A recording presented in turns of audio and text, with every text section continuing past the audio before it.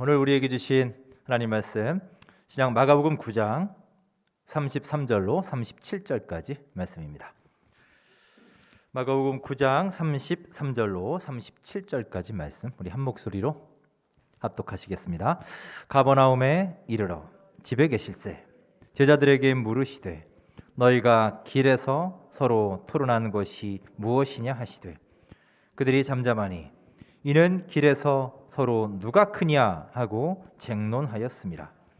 예수께서 앉으사 12 제자를 불러서 이르시되 누구든지 첫째가 되고자 하면 뭇 사람의 끝이 되며 뭇 사람을 섬기는 자가 되어야 하리라 하시고 어린아이 하나를 데려다가 그들 가운데 세우시고 안으시며 제자들에게 이르시되 누구든지 내 이름으로 이런 어린아이 하나를 영접하면 곧 나를 영접하며 누구든지 나를 영접하면 나를 영접함이 아니요 나를 보내신 이를 영접함이니라. 아멘. 여러분 반갑습니다.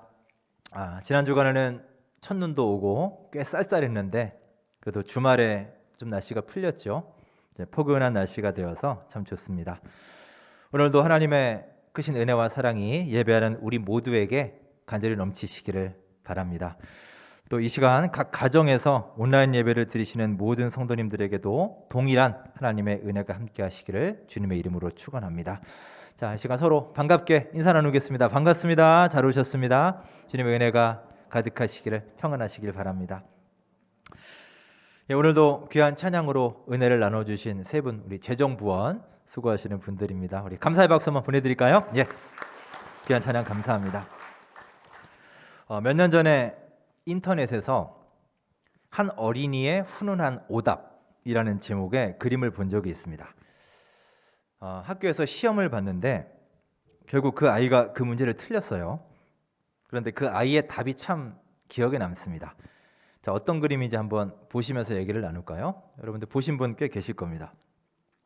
아마 초등학교 국어 시험이었던 것 같은데요. 문제가 이렇게 나옵니다. 헤헤, 맛있겠다. 나 혼자 먹어야지. 아마 맞춤법 문제인 것 같죠? 당연히 저 맞자가 받침이 틀렸죠. 시옷 받침으로 고쳐 쓰는 게 맞는 정답인 그런 문제입니다. 그런데 아마 이 아이는 생각이 좀 달랐던 것 같습니다. 그래서 답을 받침을 고친 게 아니라 나 혼자가 틀렸고 가치로 바꿔야 한다 이렇게 적었다는 것이죠. 그러니까 맛있는 거는 혼자 먹지 말고 다 같이 나누어 먹어야 한다. 이렇게 제대로 배운 아이 같습니다. 저는 저 문제와 답을 보면서 몇 가지 생각이 들었습니다. 일단 참 훈훈하고 따뜻하지 않습니까? 저게 어린 아이이기 때문에 쓸 수 있는 답이겠죠. 우리 같으면 어떨까요? 저런 생각을 하기도 힘들겠지만 설령 저 생각을 했어도 저렇게 답을 쓸 수 있을까요? 틀릴 수도 있는데 말이죠. 또 한편으로 저기 빨갛게 그어져 있는 쫙 그어놓은 선생님의 저 오답 표시가 좀 야속해 보이기도 합니다. 사실 저 문제에는 맞춤법이란 말은 없어요. 그냥 틀린 낱말을 바르게 고치라고 했으니 꼭 저 아이의 답이 틀렸다고만은 할 수 없겠죠. 하지만 또 국어 시험인데 그렇다고 저거를 또 맞다고 처리하기도 참 애매합니다. 아마 모르긴 몰라도 저 선생님도 꽤 고민 많이 하셨을 것 같습니다. 아무튼 이렇게 아이들의 생각과 반응은 참 놀랍기도 하고요. 자주 우리 어른들에게 또 짠한 감동을 주기도 합니다. 오늘 마가복음 본문에도 어린 아이가 등장합니다. 자, 먼저 예수님이 제자들에게 물으십니다. 너희가 길에서 서로 토론한 것이 무엇이냐? 우리 개역 개정판 성경에는 토론이라고 나오지만 우리가 흔히 생각하는 그런 분위기의 토론이 아니에요. 영어 성경에는 arguing이라고 나오는데 이 argue란 말은 싸운다는 겁니다. 말로 거의 싸우듯이 논쟁하다 이런 뜻이에요. 그러니 제자들은 길거리에서 서로 싸운 겁니다. 자, 명세기 예수님의 제자들이 사람들 다 쳐다보는 길거리에서 서로 싸운 것도 그리 좋은 모습이 아닐 텐데 도대체 왜 싸웠느냐? 그 이유가 가관입니다. 예수님이 물으셨어요. 너희들 무슨 일로 싸웠느냐? 아무 말도 하지 못했습니다. 창피했겠죠. 할 말이 없었을 것입니다. 그들이 왜 싸웠는지 그 이유가 나옵니다. 자, 34절 함께 읽으면서 이유를 살펴볼까요? 자, 시작. 그들이 잠잠하니 이른 길에서 서로 누가 크냐 하고 쟁론하였습니다. 제자들은 예루살렘으로 올라가는 길에 서로 누가 크냐, 우리 중에 누가 더 크냐, 누가 더 잘났느냐, 이걸 가지고 싸웠다는 겁니다. 지금 그들의 관심사는 세상의 관심사와 너무나 똑같습니다. 더 높은 것, 더 큰 것, 더 많은 것을 바라보고 있습니다. 그러다 보니 누가 더 출세할 것인가? 우리 중에 예수님과 누가 더 친한가? 누가 더 가까운가? 나중에 누가 더 높은 자리에 올라갈 수 있을까? 이런 걸 가지고 싸웠다는 거예요. 그 다음 장 10장을 보시면 야고보와 요한이 나오는데 이 두 사람은 형제지간이죠. 그리고 두 사람 다 예수님의 제자입니다. 이 형제가 예수님께 나와서 뭐라고 하냐 하면 쉽게 말하면 청탁을 하고 있습니다. 예수님이 예루살렘 가셔서 언젠가 높은 자리에 오르시면 우리 두 형제를 좀 기억해 주십시오. 각각 예수님의 오른편에 또 한 명은 왼편에 앉게 좀 해주십시오. 높은 자리 한 자리 좀 주세요. 지금 청탁하고 있는 겁니다. 나머지 10 제자가 이 사실을 모를 리가 있나요? 다 들어서 알게 되죠. 그러니 또 그 말을 듣고 가만히 있겠습니까? 불같이 화를 내고 또 서로 싸우기 시작합니다. 아주 난리도 아닙니다. 지금 제자들은 예루살렘으로 올라가는 길이 어떤 길인지를 전혀 모르고 있어요. 그들이 생각하는 예루살렘 가는 길은 오직 출세하는 길, 높아지는 길이었던 것입니다. 사실 예수님이 걸어가시는 그 길은 그렇지 않죠. 높아지는 길이 아니라 낮아지는 길이고 출세길이 아니라 죽음으로 가는 길이다. 이 사실을 그들은 전혀 깨닫지 못했습니다. 더 기가 막힌 사실이 있습니다. 오늘 이 본문과 똑같은 사건을 다루고 있는 마태복음 18장이 있는데요. 거기에는 이렇게 조금 더 첨가해서 기록하고 있습니다. 자, 마태복음 18장 1절을 함께 읽으면서 무엇이 다른지 한번 찾아보십시오. 읽겠습니다. 시작. 그때 제자들이 예수께 나와 이르되 천국에서는 누가 크니까? 마가복음에서는 그냥 서로 누가 크냐를 가지고 싸웠다고 했는데 마태복음에서는 조금 더 첨가가 되죠. 천국에서는 누가 크니까? 그들은 심지어 천국에서도 세상처럼 순위가 있고 계급이 있다고 생각한 겁니다. 그래서 지금 예수님께 그것을 묻고 있는 거예요. 예수님, 천국에서는 누가 더 큰가요? 천국에서는 누가 더 높은가요? 여러분 정말 유치하지 않습니까? 보통 이런 거를 애들이 많이 묻죠. 저도 한때 저희 아이들이 참 저에게 많이 물었던 질문이 이런 거예요. 아빠, 누구랑 누구랑 싸우면 누가 이겨? 그리고 아빠랑 누가 더 높아? 맨날 그런 거예요. 혹은 아빠랑 누가 더 나이가 많아? 애들이 나이가 궁금해서 그랬겠습니까? 우리나라에서는 일단 나이가 많으면 더 높다라는 인식이 있죠. 그러니까 애들이 벌써 아는 거예요. 즉 우리 아빠가 저 집 아빠보다 더 높은지 더 낮은지, 그러니까 자기 나름대로 계급을 매기는 겁니다. 지금 제자들이 딱 그 수준 아닙니까? 천국에서 누가 더 큰가요? 내가 쟤보다 더 높습니까? 여러분, 제자들이 관심했던 이 질문, 천국에서는 누가 크니까? 이 질문이 사실 오늘 우리들의 질문이자 우리들의 주된 관심사가 아니던가요? 누가 크냐? 누가 높으냐? 누가 진짜 실세냐? 누가 최고냐? 누가 1등이냐? 우리도 여기에 관심을 두고 있고 이것을 성공의 척도로 여기고 있고 은연중에 이것을 뽐내기도 하고 과시하면서 살고 있지 않습니까? 심지어 이 질문을 하늘나라, 천국에까지 가지고 가는 거예요. 천국에서도 계급이 있고 거기서도 높고 낮음이 있어야 한다고 생각합니다. 자, 그런데 여러분, 제가 여러분께 묻겠습니다. 만일 천국에서도 누가 더 크냐, 이 문제로 싸움이 있다면 그곳이 과연 천국일까요?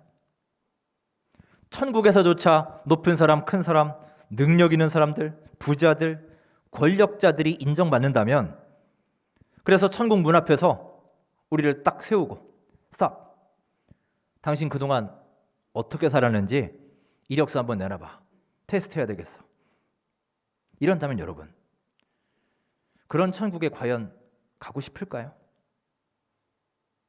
여러분, 천국은 결코 그런 곳이 아닙니다. 그래서 예수님은 이 한심한 제자들을 불러놓고 말씀하시는 거예요. 자, 35절 읽으면서 뭐라고 예수님이 말씀하시는지 보겠습니다. 시작. 예수께서 앉으사 12 제자를 불러서 이르시되 누구든지 첫째가 되고자 하면 뭇 사람의 끝이 되며 뭇 사람을 섬기는 자가 되어야 하리라 하시고, 예수님은 제자들에게 하나님 나라가 무엇인지를 얘기해 주십니다. 군림하고 지배하는 나라가 아니라 섬김의 나라가 천국임을 말씀하시고, 크고 높은 사람 되고자 하는 나라가 아니라 작고 낮은 사람이 되고자 하는 나라가 천국이라는 거예요. 그런데 여러분, 오늘날 우리 그리스도인들의 모습은 어떻습니까? 천국을 살고 있습니까? 우리는 예수님의 이 말씀처럼 뭇 사람들을 섬기는 자가 되고 있습니까? 더 작은 자가 되려고 힘쓰고 있습니까? 겸손하고 온유하게 살려고 기도하고 있나요? 받는 것보다 주는 것, 하나님께 드리는 것에 더 관심하고 있습니까? 어쩌면 우리 크리스천들조차 주님의 공동체 안에서조차 서로 파당을 만들고 네 편 내 편 나누어 서로 힘겨루게 하고 서로 더 크고 더 강해지기 위해, 더 높아지기 위해 애쓰고 싸우고 있지 않습니까? 이 어리석고 한심하고 유치한 제자들의 모습이 바로 오늘날 우리들의 모습 아닐까요? 시인이자 아동문학가인 정채봉 선생님의 옷걸이라는 글이 있습니다. 제가 예전에 한번 인용한 적이 있는데 오늘은 전문을 한번 볼까요? 제가 낭독해 드리겠습니다. 한번 보시기 바랍니다. 세탁소에 갓 들어온 새 옷걸이한테 헌 옷걸이가 한마디 하였습니다. 너는 옷걸이라는 사실을 한시도 잊지 말길 바란다. 그러자 새 옷걸이가 물었습니다. 왜 옷걸이라는 것을 그렇게 강조하시는지요? 그러자 오래된 옷걸이가 대답합니다. 잠깐씩 입혀지는 옷이 자기의 신분인 양 교만해지는 옷걸이들을 그동안 많이 보았기 때문이다. 어떻습니까, 여러분? 옷걸이는 그냥 옷걸이일 뿐이에요. 손님이 와서 그 맡겼던 옷 찾아가면 끝입니다. 그런데 잠깐 자기에게 걸리는 그 옷, 비싼 옷, 좋은 옷, 고급진 옷이 걸렸다고 우쭐해진다는 거예요. 마치 그것이 자기의 실체인 양, 무슨 권력인 양 말이죠. 어쩌면 이 옷걸이 역시 오늘 우리들의 모습 아닐까요? 유명한 김동호 목사님, 여러분 아시는 분 많이 계실 겁니다. 높은 뜻 숭의교회를 담임하시다가 이제 은퇴하셨죠. 예전에 김동호 목사님이 쓰신 글 중에 기억나는 글이 있습니다. 하루는 노회에 가셨는데 이제 노회 시작할 때 예배를 드리죠. 예배 마지막 이제 축도 시간이 남았는데 그 사회를 보시는 목사님이 이제 축도하실 목사님을 소개하면서 이제 누구누구 박사님 나오셔서 축도해 주시겠습니다. 이렇게 소개를 하셨답니다. 아마 그 목사님이 박사이셨나 봅니다. 그랬더니 갑자기 회중석에서요 한 분이 큰 소리로 박사는 축도할 수 없습니다 이러셨다는 거예요. 그 경험을 하신 그 김 목사님이 이렇게 글을 쓰셨습니다. 축도를 목사만 할 수 있느냐의 문제는 신학적 논쟁의 여지가 있으나 그것을 얘기하려는 것이 아니라 목사보다 박사를 더 높은 것으로 여겨서 억지로 거짓으로 돈을 주고서라도 박사를 받으려고 하는 이 사회의 풍조에 대한 예리한 비판처럼 보였다. 이렇게 글을 쓰셨습니다. 여러분, 우리의 직분이나 직함, 학위, 경력, 신분, 최신 학교, 물론 이런 것들이 나에 대해 어느 정도 설명은 할 수 있겠죠. 하지만 그런 것들이 결코 나를 대신할 수는 없습니다. 이런 조건들은 나의 본질이 아니기 때문이에요. 나를 둘러싼 하나의 껍데기에 불과하죠. 시간이 흐르면 아무런 소용이 없는 것들입니다. 여러분, 그 대표적인 것이 우리나라 전직 대통령들을 보세요. 여러분, 대통령보다 더 높은 직함이 있나요? 한때 최고의 권력을 가졌지만 정작 그들이 퇴임했을 때의 모습들을 우리는 잘 기억하고 있습니다. 본문 36절에 보면 예수님은 어린아이 하나를 데려오십니다. 정말로 중요한 게 무엇인지 아직도 모르고 있는 이 한심한 제자들을 깨우쳐 주시기 위함이에요. 자, 36절을 함께 읽으시며 예수님이 어떻게 하시는지 잘 보시기 바랍니다. 36절입니다. 시작. 어린아이 하나를 데려다가 그들 가운데 세우시고 안으시며 제자들에게 이르시되. 아멘. 자, 여기서 아주 중요한 표현이 하나 나옵니다. 오늘 설교의 제목이기도 합니다. 자, 저를 한번 따라해 보실까요? 그들 가운데 세우시고. 다시 한번 그들 가운데 세우시고. 그들 가운데 세우시고. 누가 더 높으냐? 이 문제로 치고받고 싸웠던 제자들에게 예수님은 보란 듯이 그들 가운데에다가 어린아이 하나를 세우신 것입니다.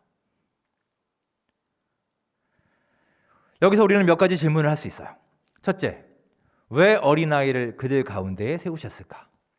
둘째, 그러면 어린아이를 그들 가운데에 세우셨으면 그 전에 이 아이는 도대체 어디에 있었을까라는 거죠. 성경에 자세히는 안 나오지만 틀림없이 그 아이들은 어디 저 구석에 변두리에 있었을 겁니다. 아무도 관심 갖지 않는 곳, 잘 보이지도 않는 곳에 있었을 거예요. 왜냐? 당시 어린아이들의 위상이 그랬기 때문입니다. 자, 어린아이들의 위상을 보여주는 말씀이 있습니다. 그 다음 장 10장에 보시면 이런 말씀이 있어요. 자, 10장 13절 함께 읽어볼까요? 시작. 사람들이 예수께서 만져주심을 바라고 어린아이들을 데리고 오매 제자들이 꾸짖거늘. 어린아이들을 사람들이 예수님께 데리고 왔습니다. 예수님이 그들을 좀 만져주시고 또 그들을 쓰다듬어 주시고 기도해 주시기를 바랬던 거죠. 뭐 엄청난 걸 요구한 게 아니에요. 그런데 그때 제자들이 어떻게 합니까? 그 사람들을 꾸짖었던 거예요. 왜? 아마 이런 것 아닐까요? 여기가 어디라고 감히, 어느 안전이라고 감히 애들을 데리고 와? 왜 애들이 와서 예수님 귀찮게 하고 피곤하게 하느냐? 이런 뜻 아닐까요? 이렇게 당시에 아이들의 위상은 가운데가 아니라 저 구석에 보이지 않는 변두리였습니다. 그런데 반전이 일어납니다. 예수님의 반응이 어떠십니까? 그 다음 10장 14절에 나옵니다. 자, 예수님의 반응을 한번 보겠습니다. 14절 시작. 예수께서 보시고 노하시어 이르시되 어린아이들이 내게 오는 것을 용납하고 금하지 말라. 하나님의 나라가 이런 자의 것이니라. 아멘. 예수님이 보시고 노하셨다라는 겁니다. 영어 성경에는 indignant라고 해서요. 이 말은 단순한 angry가 아니에요. 사전에 보면 부당한 대우에 대해서 분개하다, 눈에서 불이 나다, 이런 뜻으로 나옵니다. 여러분, 우리 예수님은 이렇게 주변으로 관심권 밖으로 밀려나 있는 소외된 사람들을 제자들이 무시하는 것을 보시고 눈에서 불이 나오도록 격노하셨습니다. 우리 성경에는 사랑의 예수님, 온유하고 친절하고 자비로우신 예수님의 모습이 주로 나오지만 이렇게 화를 내시는 모습도 종종 볼 수 있죠. 지금이 그랬습니다. 바로 이런 연약한 사람, 가난한 사람, 어린 사람, 힘없는 사람, 병든 사람들 가운데가 아니라 저 변두리로 밀려나 주목받지 못하고 관심받지 못하는 이런 사람들을 무시할 때 예수님은 불같이 격노하셨음을 봅니다. 여러분, 오늘 말씀을 통해서 우리 예수님이 어떤 분이신지를 다시 한번 가슴에 새기고 기억하시기 바랍니다. 우리 예수님은 저 구석에서 아무도 관심 갖지 않고 다들 무시했던 그 어린아이들을 보셨고요. 그냥 보시기만 한 게 아니라 그들을 친히 부르십니다. 그리고 그 교만하고 어리석은 제자들의 가운데에다가 딱 그를 세우신 거예요. 왜 그러셨겠습니까? 너희들 보라는 것이죠. 똑바로 보라는 겁니다. 그리고 말씀하십니다. 이런 어린아이 하나를 영접하는 것이 곧 나를 영접하는 것이다. 정신 차려라. 교만한 그들에게 일침을 가하시는 겁니다.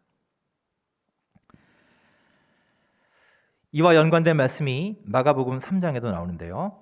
3장 3절을 제가 읽어드리겠습니다. 예수께서 손 마른 사람에게 이르시되 한가운데 일어서라 하시고, 세 번역에는 손이 오그라든 사람이라고 번역합니다. 손 마른 사람, 장애인이죠. 당시의 장애인들은 부정한 사람이라고 해서 성전에 들어갈 수 없었습니다. 그 사람을 향해 예수님이 말씀하십니다. 너 일어나서 가운데로 나오너라. 그는 감히 사람들 앞에 나올 수 없는 사람이에요.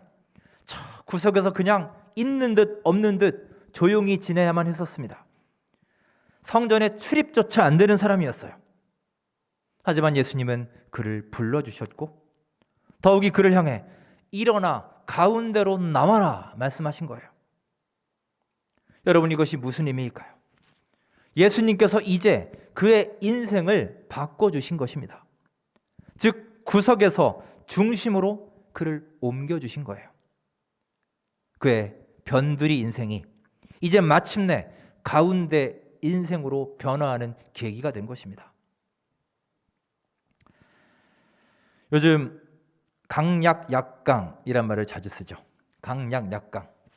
강한 자에게 약하고 약한 자에게 강한 사람이란 뜻입니다.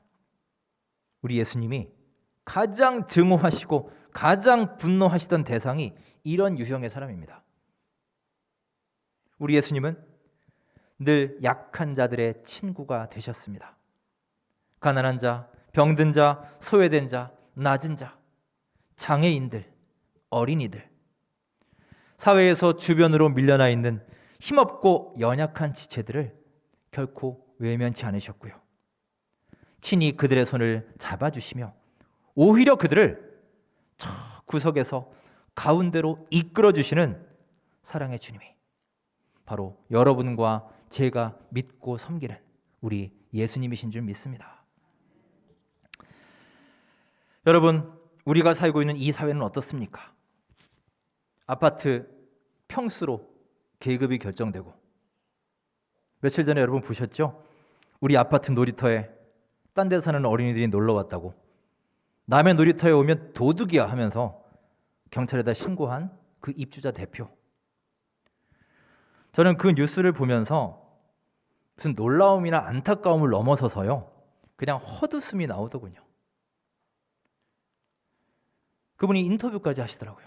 인터뷰를 보니까 연세도 꽤 있으신 것 같은데 이렇게 모자이크 처리돼서 자세히는 안 보이지만 참 부끄럽지 않나요?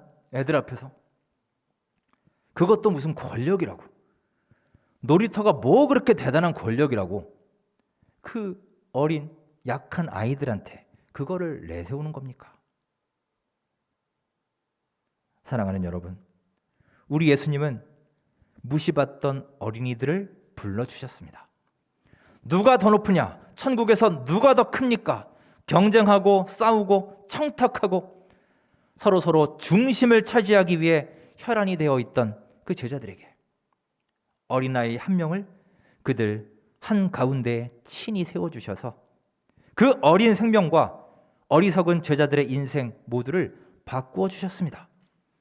구석에 있던 어린이가 중심이 되었고 언제나 가운데 인생이라고 자처하고 교만에 빠져 있던 제자들이 옆으로 밀려나게 되었습니다.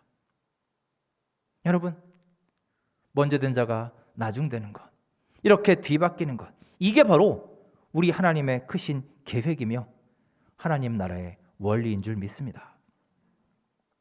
사랑하는 여러분, 혹시 지금도 내 마음속에 어떠한 서운함이 있지 않습니까?